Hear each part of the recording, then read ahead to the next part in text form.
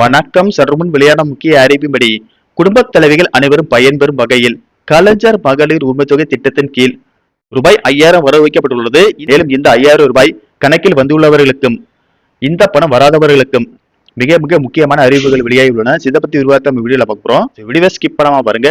வீடியோக்குள்ள போறதுக்கு முன்னாடி இந்த வீடியோ லைக் பண்ண பிடிச்சிக்கோங்க.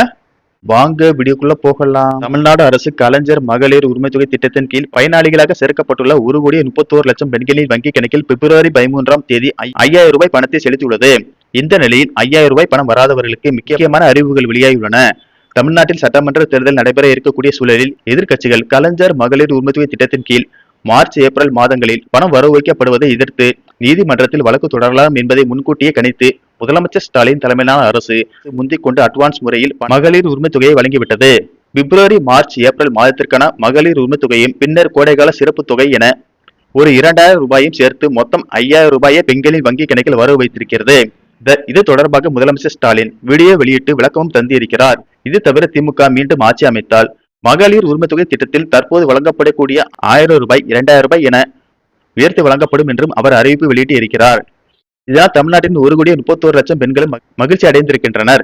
பிப்ரவரி 13ஆம் தேதி காலையிலேயே தங்களுடைய அக்கௌண்டிற்கு 5000 ரூபாய் வந்தது பெரிய இன்ப அதிர்ச்சியாக இருக்கிறது என பலரும் தெரிவிக்கின்றனர். இதனிடையே சிலர் 5000 ரூபாய் பணம் வந்து சேரவில்லை, மெசேஜ் ஏதும் வரவில்லை என்ற குழப்பத்தில் ஆழ்ந்திருக்கின்றனர்.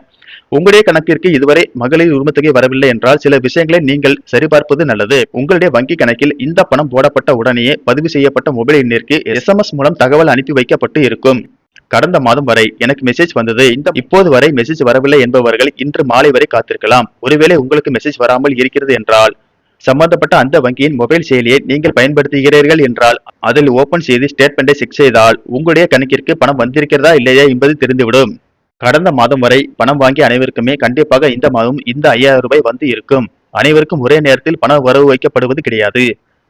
பகுதியாகவே அரசு வங்கி கணக்கில் பணம் செலுத்தும் என்பதால் சிலருக்கு காலையிலேயே பணம் வந்திருக்கும், சிலருக்கு பகலில் பணம் வந்திருக்கும். இதனால் தான் உங்களுக்கு மெசேஜ் வருவதோ அல்லது பணம் வந்து சேர்வதோ தாமதமாகலாம். எனவே நேற்று வராதவர்களுக்கு இன்று காலை அல்லது மாலை பணம் வரும் என்று கூறப்படுகிறது.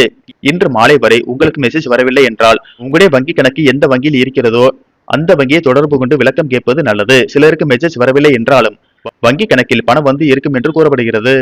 நன்றி, வணக்கம்.